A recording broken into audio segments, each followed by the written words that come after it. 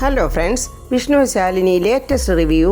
രാഘവേട്ടൻ വിഷ്ണുവിനോട് പറയുക, ഒരുപാട് സങ്കടമുണ്ട് മോനെ, എല്ലാം കടിച്ചൊതുക്കി ഞാനിവിടെ ഇങ്ങനെ ഇരിക്കുക. പക്ഷേ മോനെ, കരയാനൊരു മടി.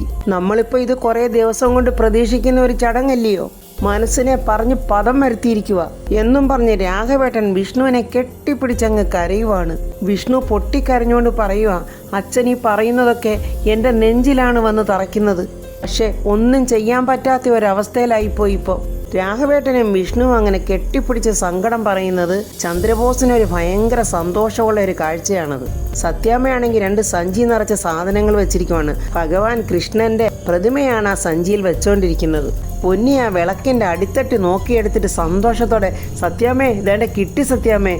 പൊന്നി അങ്ങനെ പറയുമ്പോൾ സത്യാമ്മയ്ക്ക് ഭയങ്കര സന്തോഷമാകുകയാണ്. പൊന്നി അങ്ങനെ വിളക്ക് ചേർത്ത് വെച്ച് വെക്കുകയാണ്. അത് കണ്ടിട്ട് സത്യാമ്മ പറയുക, ഇപ്പോഴാ എനിക്കൊരു സമാധാനമായത്.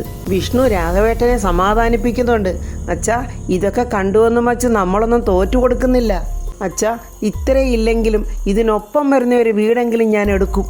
അകത്തെ മുറിയിലിരുന്ന് ഓരോരോ സാധനങ്ങൾ ഇങ്ങനെ പോലീസുകാരെടുത്ത് പുറത്തോട്ട് കൊണ്ട് വെക്കുവാണ്.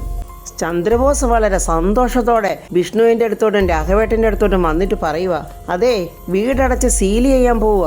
ഭയങ്കര സന്തോഷത്തോടെ ചിരിച്ചുകൊണ്ട് ചന്ദ്രബോസ് പറയുക, ഈ വധശിക്ഷ നടപ്പാക്കുന്നതിന് മുമ്പ് ജഡ്ജി ഒരു ചോദ്യം ചോദിക്കും. അവസാനത്തെ ആഗ്രഹം എന്താണെന്ന് എന്നും പറഞ്ഞ് പൊട്ടിച്ചിരിച്ചുകൊണ്ട് അവൻ ചോദിക്കുക. അതുപോലെ ചോദിക്കുവാണേ, കുറെ ഉണ്ടൂറങ്ങിയ വീടല്ലേ, ഒന്നുകൂടി കയറി കാണണമെന്നോ വല്ലതും? അല്ല, ഈ തൂണിലും തുരുമ്പിലും ഒക്കെ പിടിച്ച് കരയണമെന്നൊക്കെ തോന്നുന്നെങ്കിലോ? അങ്ങനെ വല്ല ആഗ്രഹം വല്ലതും ഉണ്ടെങ്കിൽ ഒരു 5 മിനിറ്റ് സമയം തരാം കേട്ടോ. അതുകൊണ്ടേ അതിനുള്ളിൽ കരഞ്ഞങ്ങ് തീർത്തോണം. പിന്നെ ഈ അടച്ചുപൂട്ടി സീൽ ചെയ്യുന്നതേ ഒരു മഹത്തായ ചടങ്ങാണേ. ചന്ദ്രബോസിന്റെ ഈ പൊട്ടിച്ചിരിച്ചോണ്ടുള്ള വർത്തമാനം കേട്ട് വിഷ്ണു അങ്ങ് ദേഷ്യം കടിച്ചമർത്തി നിൽക്കുവാണ്. ചന്ദ്രബോസ് വിടുന്ന യാതൊരു ലക്ഷണവും കാണുന്നില്ല. വീണ്ടും ചന്ദ്രബോസ് പൊട്ടിച്ചിരിച്ചോണ്ട് പറയുക, അതാണ് ഇതിന്റെ ലാസ്റ്റ് ഒരു ക്ലൈമാക്സ്. വിഷ്ണു ഇങ്ങനെ കണ്ണു തുറിച്ച് ചന്ദ്രബോസിനെ ഒരു നോട്ടമുണ്ട്. ചന്ദ്രബോസിനെ ദഹിപ്പിച്ച് ഭസ്മമാക്കുന്ന ഒരു നോട്ടമാണ്. എന്നിട്ട് പറയുക, ചന്ദ്രബോസെ, ചത്താലും തീരില്ലടാ നിന്റെ ഈ തരം താഴ്ന്ന സ്വഭാവം. വിഷ്ണു അങ്ങനെ പറഞ്ഞത് കേട്ട് ചന്ദ്രബോസ് അങ്ങ് പൊട്ടിച്ചിരിക്കുവാണ്. വിഷ്ണു പല്ല് കടിച്ചു പിടിച്ചോണ്ട് പറയുക, ഒരു കുടുംബമാണ് പെരുവഴിയിൽ ഇറങ്ങി നിൽക്കുന്നത്. മാനസികമായി മുറിവേറ്റ് നിൽക്കുന്നവരുടെ മുറിവില് വീണ്ടും വീണ്ടും കുത്തി നോവിക്കുക. ഇതിൽ നിന്ന് എന്ത് സുഖവാടാ നിനക്ക് കിട്ടുന്നത്? ചന്ദ്രബോസ് ചിരിച്ചോണ്ട് വിഷ്ണുവിന്റെ തോളിൽ തട്ടിയിട്ട് പറയുക, ഇതെന്റെ ഒരു വാശിയാടാ. നിന്നെയും നിന്റെ കുടുംബത്തെയും ഇതുപോലെ ഇങ്ങനെ ഇറക്കുമെന്ന് ഞാൻ എൻ്റെ സുസ്മിതയ്ക്ക് കൊടുത്ത വാക്കാടാ. അതാടാ ഞാൻ പാലിക്കുന്നത്. പക്ഷേ ഈ രാത്രി കൊണ്ടൊന്നും ലോകം അവസാനിക്കില്ലല്ലോ ചന്ദ്രബോസേ. അയ്യോ, അങ്ങനെയാണോ ചന്ദ്രബോസേ? പന്ത് ഇപ്പം നിന്റെ കോർട്ടിലായിരിക്കും, നീ ഗോളും അടിക്കും. പക്ഷേ തിരിച്ച് എണ്ണം പറഞ്ഞ് നിന്നെ കൊണ്ട് പറയിപ്പിച്ച് തിരിച്ചടിക്കും ഈ വിഷ്ണു. ഇത് നീ നിന്റെ മനസ്സിൽ കുറിച്ചിട്ടോ. ചന്ദ്രബോസിന് നല്ലതുപോലെ അറിയാം വിഷ്ണു പറഞ്ഞാൽ അത് നടന്നിരിക്കുമെന്ന്. ഭയം വിഷ്ണുവിൻ്റെ മുന്നിൽ കാണിക്കാതെ പറയുവാണ്, എടാ കൊച്ചനെ, നിനക്കിനി അതിനൊന്നും സമയം കാണത്തില്ലടാ. നീ ഇതുവരെ പഠിച്ചതൊന്നും അല്ല ജീവിതം, നീ ഇനി പഠിക്കാൻ പോകുന്നതാണ് യഥാർത്ഥ ജീവിതം. എടാ വിഷ്ണു, നീ ഇത്രയും നാളെ ഈ അമ്മ മകനായിട്ട് കാള കളിച്ച് നടന്നപ്പോൾ ഒരു വലിയ കുടുംബത്തിന്റെ ഭാരം പെട്ടെന്ന് തലയിലോട്ട് കയറുമെന്ന് നീ വിചാരിച്ചില്ലേ? നിനക്കിനി നല്ല സമയമാടാ.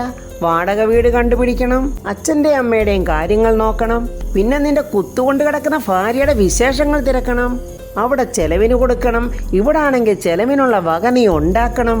അങ്ങനെ മൊത്തം തലയ്ക്ക് വട്ടി കയറി നടക്കുന്ന നിനക്ക് പിന്നെ എപ്പോഴാടാ എന്നോട് പ്രതികാരം വീട്ടാൻ നിനക്ക് സമയം? നീ പെട്ടടാ വിഷ്ണു. അതെ, നിന്നെ ഞങ്ങൾ അങ്ങ് പെടുത്തി. എടാ, 10 രൂപയ്ക്ക് നീ തെണ്ടുന്നത് എൻ്റെ കൺമുന്നിൽ കൂടെ കണ്ടാൽ എൻ്റെ ജന്മം സഫലമായെന്ന് ഞാൻ അടിവരയിട്ടങ്ങ് പറയുവടാ. ചന്ദ്രബോസ് വിഷ്ണുവിനെ ഒരുപാട് ചൊറിയുന്നുണ്ട്. എങ്ങനെങ്കിലും വിഷ്ണുവിൻ്റെ കയ്യിൽ നിന്ന് 2 വാങ്ങിക്കണം, വിഷ്ണുവിനെ പിടിച്ച് ജയിലിലടയ്ക്കണം. ഇതാണ് ചന്ദ്രബോസിൻ്റെ ലക്ഷ്യം. വിഷ്ണു ഒരു പരിഹാസത്തോടെ ചന്ദ്രബോസിനോട് പറയുക, നിന്റെ ജന്മം സഫലമായെന്ന് നീ മാത്രമേ പറയൂ.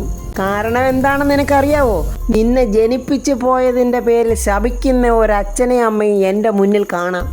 ആ ഒരവസ്ഥയിലേക്ക് നിന്നെ കൊണ്ട് എത്തിക്കും. അതിനിടയ്ക്ക് നിനക്ക് ചെയ്യാവുന്ന ക്രൂരതകൾ എന്തൊക്കെയുണ്ടോ അതൊക്കെ നീ അങ്ങ് ചെയ്തോ. അതുവരെ അതെല്ലാം സഹിക്കാൻ ഞാൻ തയ്യാറാ. വീട് ജപ്തി ചെയ്യാമെന്ന ഓഫീസ് അദ്ദേഹത്തിൻ്റെ കയ്യിൽ കൊണ്ടുവന്ന ആ പേപ്പർ വായിക്കുവാണ്. രാഘവൻ നായരുടെ പേരിലുള്ള ഈ വീടും സ്ഥലവും ഇനി ഒരറിയിപ്പുണ്ടാകുന്നത് വരെ ജപ്തി ചെയ്ത് സീല് വെച്ച് റവന്യൂ വകുപ്പിന്റെ സംരക്ഷണയിൽ സർക്കാരിലേക്ക് കണ്ടുകെട്ടിയതായി പ്രഖ്യാപിച്ചിരിക്കുന്നു. അനധികൃതമായി ഈ കോമ്പൗണ്ടിൽ പ്രവേശിക്കുന്നതും വൃക്ഷങ്ങൾക്കും മറ്റു വസ്തുക്കൾക്കും കേടുപാടുകൾ വരുത്തുകയോ നാശനഷ്ടങ്ങൾ ഉണ്ടാക്കുകയോ ചെയ്താൽ വേണ്ട നടപടികൾ എടുക്കുമെന്നും ഇതിനാൽ അറിയിച്ചുകൊള്ളുന്നു. ഇത് കേട്ട് രാഘവേട്ടൻ അങ്ങ് സങ്കടപ്പെട്ട ഭിത്തിയിലോട്ടങ്ങ് ചാരുവാണ്. സത്യാമ്മ ഇതൊക്കെ കേൾക്കുന്നുണ്ട്. പക്ഷെ സത്യഭാമ ഉള്ളിൽ സങ്കടമെല്ലാം ഒതുക്കി ആർക്കും ഒന്നും മനസ്സിലാകാത്ത രീതിയിൽ നിന്ന് ഓരോരോ സാധനങ്ങളൊക്കെ ഇങ്ങനെ പെറുക്കി മാറ്റുന്നുണ്ട്. വിഷ്ണുവാണെങ്കിൽ ഒന്നും പറയാൻ പറ്റുന്നില്ല. കാരണം എന്തെങ്കിലും പറഞ്ഞു പോയാൽ ചന്ദ്രബോസ് അതേ പിടിച്ച് വഴക്കുണ്ടാക്കും. പിന്നെ വിഷ്ണുവിനെയും കൂടെ ജയിലിലടയ്ക്കും. അതോർത്തിട്ട് വിഷ്ണു ഇങ്ങനെ കടിച്ചു പിടിച്ച് നിൽക്കുവാണ്. അങ്ങനെ വന്ന ആ റവന്യൂ വകുപ്പ് ആളുകൾ സത്യഭാമയുടെ വീടിന് സീല് വെക്കുകയാണ്. അത് കണ്ട് ചന്ദ്രബോസിന് സഹിക്കാൻ പറ്റാത്ത ചിരി. അവൻ എങ്ങനെങ്കിലും വിഷ്ണുവിൻ്റെ കയ്യിൽ നിന്ന് അടി എരന്ന് മേടിക്കും. അതിനുള്ള പല പണികളും നോക്കുന്നുണ്ട്. ചന്ദ്രബോസ് എളുപ്പം ചെന്നിട്ട് അവരാ സീല് വെക്കുന്നതിൻ്റെ ആ വീഡിയോ അങ്ങോട്ട് എടുക്കുവാണ്. സത്യാമ്മ അത് കണ്ടിട്ടൊരു ജീവശവം പോലെ ഇങ്ങനെ നോക്കി നിൽക്കുന്നുണ്ട്. എന്ത് ചെയ്യാനാ, സത്യാമ്മയുടെ അഹങ്കാരത്തിൻ്റെ ഫലമല്ലേ. രാഘവേട്ടൻ്റെ വാക്കിന് ഒരു വിലയും കൊടുത്തില്ല. ആരുടെ ഒരു നന്മയും സത്യാമ്മ കണ്ടതുമില്ല. അതിൻ്റെ എല്ലാം പ്രതിഫലമാണ് സത്യാമ്മ ഇന്നിങ്ങനെ അവരുടെ മുന്നിൽ നാണം കെട്ട് നിൽക്കുന്നത്. അതൊക്കെ കണ്ടിട്ട് രാഘവേട്ടൻ സങ്കടത്തോടെ ചോദിക്കുവാണ്, നമുക്കിനി ഈ മണ്ണിൽ നിൽക്കാൻ പോലും സ്ഥാനമില്ല ഇല്ലേ? പിള്ളച്ചേട്ടൻ കരഞ്ഞുകൊണ്ട് വന്ന് പറയുന്നു, എന്തിനാ സാറേ ഇങ്ങനെയൊക്കെ പറഞ്ഞ് ഞങ്ങളെ സങ്കടപ്പെടുത്തുന്നത്? എത്രയൊക്കെ പിടിച്ചടക്കി നിൽക്കാൻ നോക്കിയിട്ടും പറ്റുന്നില്ലടോ പിള്ളേ. എൻ്റെ മരണം വരെ ഇവിടെ ഉണ്ടാകണമെന്നൊരു മോഹം ഉണ്ടായിരുന്നു എൻ്റെ മനസ്സിൽ. എൻ്റെ ആ മോഹവാ അവരിപ്പോൾ അടച്ചു പൂട്ടിയത്. ചന്ദ്രബോസ് അവിടെ നടന്നെല്ലാം അങ്ങ് വീഡിയോ എടുക്കുവാണ്. രാഘവേട്ടനും കരയുന്നതും പിള്ള കരയുന്നതും വിഷ്ണു ഇങ്ങനെ വിഷമിച്ച് നിൽക്കുന്നതും സത്യഭാമയെല്ലാം അവനിങ്ങനെ വീഡിയോ എടുത്ത് സന്തോഷിക്കുവാണ്. സത്യാമ്മ വന്നിട്ട് ചോദിക്കുന്നു, എല്ലാം കഴിഞ്ഞോ വിഷ്ണു? നമുക്കിനി പോകാമേ. എവിടേക്കാടാ പോന്നേ? എവിടേക്കാ നീ ഞങ്ങളെ വിളിക്കുന്നത്? നിന്റെ അച്ചി വീട്ടിലേക്കോ? സത്യഭാമയെ അതിന് കിട്ടില്ലടാ. ഇപ്പോഴും സത്യഭാമയുടെ അഹങ്കാരം നോക്കിക്കേ. നീ വേണമെങ്കിൽ നാണം കെട്ടവിടെ പോയി കിടന്നോ. പക്ഷെ ഞാനും രാഘവേട്ടനും ഇല്ല. ഞങ്ങൾക്കേ വീടേ നഷ്ടപ്പെട്ടിട്ടുള്ളൂ, അഭിമാനം നഷ്ടപ്പെട്ടിട്ടില്ല. സത്യാമ്മ അങ്ങനെ സങ്കടത്തോടെ രാഘവേട്ടൻ്റെ കൈക്ക് പിടിക്കുവാണ്. രാഘവേട്ടാ വാ, നമുക്ക് പോകാം. പിള്ളേ, ഈ സാധനങ്ങളൊന്നും ഞങ്ങൾ കൊണ്ടുപോകുന്നില്ല, എല്ലാം നിങ്ങളെടുത്തോ. സത്യാമ്മേ, എന്താ ഇങ്ങനെയൊക്കെ പറയുന്നേ? അതേ പിള്ളേ, ഈ ഭഗവാന്മാരെ മാത്രമേ ഞങ്ങൾ എടുക്കുന്നുള്ളൂ. പിന്നെ പൊന്നിയുടെ കയ്യിലിരിക്കുന്ന ആ വിളക്കം വേണം. കാരണം ഇവരും കൂടെ എന്നെ കൈയൊഴിഞ്ഞാലേ എനിക്ക് പിന്നെ ഈ ഭൂമിയിൽ പിടിച്ചു നിൽക്കാനാവില്ല. അപ്പോഴവിടേക്കൊരു ഓട്ടോറിക്ഷ വരുന്നുണ്ട്. സത്യാമ്മ പറയുന്നു, ഞങ്ങൾക്ക് പോകാനായിട്ട് ഞാൻ വിളിച്ചു വരുത്തിയ വണ്ടിയാ അത്. വാ രാഘവേട്ട. അമ്മ എവിടേക്കാ പോകുന്നതെന്ന് അറിയാനുള്ള സ്വാതന്ത്ര്യം പോലും എനിക്കില്ലേ? അതിനെ ആദ്യം നീ ഒരു മകൻ്റെ കടമ നിർവഹിക്ക്. പെറ്റമ്മയും അച്ഛനെയും സ്വന്തം കാലിൽ നിന്ന് സംരക്ഷിക്കാനുള്ള കരുത്ത് നേടിയിട്ട് വാ. നിറകണ്ണുകളോടെ സത്യാമ്മ പറയുക. എന്നിട്ട് ഞങ്ങൾ വരാം. അതുവരെ ഞങ്ങളെ നോക്കാൻ ഞങ്ങൾക്കറിയാം. ഞങ്ങളുടെ പിന്നാലെ നീ വരരുത്. അതിനുള്ള അർഹത പോലും നിനക്കില്ല. രാഘവേട്ടൻ എഴുന്നേറ്റ് വിഷ്ണുവിനെ കെട്ടിപ്പിടിച്ചങ്ങ് കരയുവാണ്. സത്യാമ്മയ്ക്കത് കണ്ടു നിൽക്കാൻ പറ്റുന്നില്ല. പിള്ളയോട് പറയാ, പിള്ളേ നിങ്ങൾ രാഘവേട്ടനെ വിളിച്ചോണ്ട് വാ. പൊന്നി നീ ആ വിളക്കും എടുത്തോണ്ട് വാ എന്നും പറഞ്ഞ സത്യാമ്മ ഓട്ടോറിക്ഷയുടെ അടുത്തോട്ട് പോവുകയാണ്. നിറപുഞ്ചിരിയോടെ ചന്ദ്രബോസ് ഇങ്ങനെ നിൽക്കുവാണ്.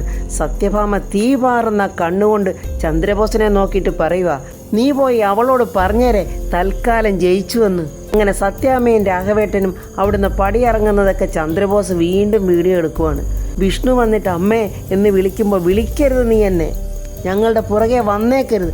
അങ്ങനെ വന്നാൽ ഞങ്ങളെ പിന്നെ നീ ജീവനോടെ കാണില്ല. അച്ഛനും അമ്മയും നിറകണ്ണുകളോടെ നടന്നു പോകുന്നത് നോക്കി വിഷ്ണു ഒന്നും ചെയ്യാനാകാതെ ഇങ്ങനെ നിശ്ചലനായി നിൽക്കുവാണ്.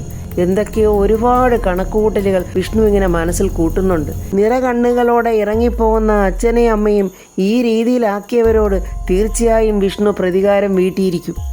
അങ്ങനെ അവർ രണ്ടുപേരും ഓട്ടോറിക്ഷയിൽ പോകുന്നത് നോക്കി നിന്ന് പൊന്നിയും പിള്ളച്ചേട്ടനും അടക്കാനാവാത്ത സങ്കടത്തോടെ വിങ്ങിപ്പൊട്ടുകയാണ്.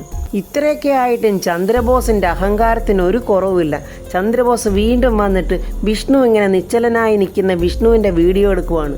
വിഷ്ണു ചോദിക്കുന്നുണ്ട്, നീ ഈ വീഡിയോ ഒക്കെ എടുക്കുന്നത് അവളെ കാണിക്കാൻ വേണ്ടിയാണല്ലേടാ?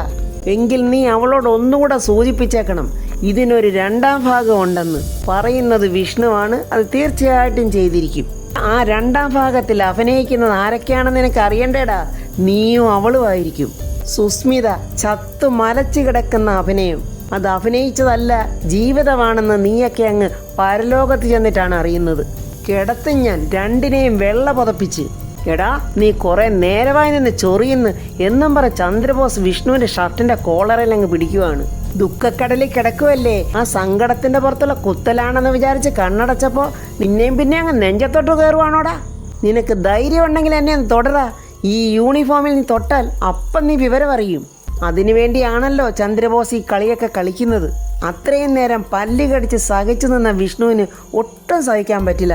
മാറി നിൽക്കടാ അവിടെ നിന്നും പറഞ്ഞ് ചന്ദ്രബോസിനെ നെഞ്ചത്ത് പിടിച്ചൊരൊറ്റത്തള്ള്. ചന്ദ്രബോസ് പോയി അവിടെ വീഴുന്നുണ്ട്. മറ്റുള്ള പോലീസുകാർ ഓടി വരുമ്പോൾ ചന്ദ്രബോസ് പറയുന്നു വേണ്ട വേണ്ട. വിഷ്ണു മുണ്ടയ്ക്ക് അങ്ങോട്ട് കുത്തി കൊടുത്തിട്ട് പറയുക, എടാ ചന്ദ്രബോസെ അടങ്ങി നിൽക്കുവാ ഞാനിവിടെ. കാൽച്ചുവട്ടിലെ മണ്ണ് മുഴുക്ക ഒലിച്ചു പോയതുകൊണ്ട് പെരുവിരൽ താഴ്ത്തി തന്നെയാടാ ഞാൻ നിൽക്കുന്നത്. പക്ഷെ ഇനിയും നീ ചവിട്ടിത്താഴ്ത്താൻ വന്നാൽ ഞാൻ അടക്കി മാറ്റി നിർത്തിയതെല്ലാം എനിക്ക് പുറത്തേക്ക് എടുക്കേണ്ടി വരും. എടാന്നും പറഞ്ഞ് ചന്ദ്രബോസ് വിഷ്ണുവിനെ അടിക്കാൻ പോകുമ്പോൾ ആ റവന്യൂ ഓഫീസർ പറയുന്നു ചന്ദ്രബോസെ വേണ്ട. വിഷ്ണുവിന് ചന്ദ്രബോസിനെ കണ്ട് പൊട്ടിക്കാഞ്ഞിട്ട് വയ്യ. വിഷ്ണു പറയുക, ഈ പ്രശ്നങ്ങളൊക്കെ ഒതുക്കിയിട്ട് നമുക്കൊന്ന് കാണണം ചന്ദ്രബോസെ. നമ്മൾ തമ്മിലുള്ള സെക്കൻഡ് വാറേ നമുക്ക് അവിടെ തുടങ്ങാം.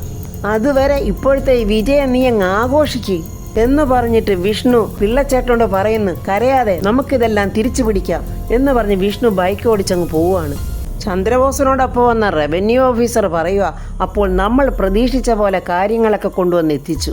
സത്യാമ്മ മാറോട് കൃഷ്ണഭഗവാന്റെ പ്രതിമയും വെച്ചോണ്ട് ഓട്ടോറിക്ഷയിൽ രാഘവേട്ടനോടൊപ്പം ഇനി എവിടേക്കാണോ പോകുന്നതെന്ന് അറിയില്ല. അപ്പോൾ ഫ്രണ്ട്സ്, സത്യാമ്മ രാഘവേട്ടനെയും കൊണ്ട് എവിടേക്കാണ് പോകുന്നത്, വിഷ്ണു അവരെ കണ്ടുപിടിക്കുമോ എന്നുള്ളതൊക്കെ അടുത്ത വീഡിയോയിൽ പറയാം. എൻ്റെ ഈ വീഡിയോ ഇഷ്ടപ്പെട്ടാൽ ലൈക്കും കമൻസും, സബ്സ്ക്രൈബ് ചെയ്യാത്തവർ സബ്സ്ക്രൈബ് ചെയ്യണേ.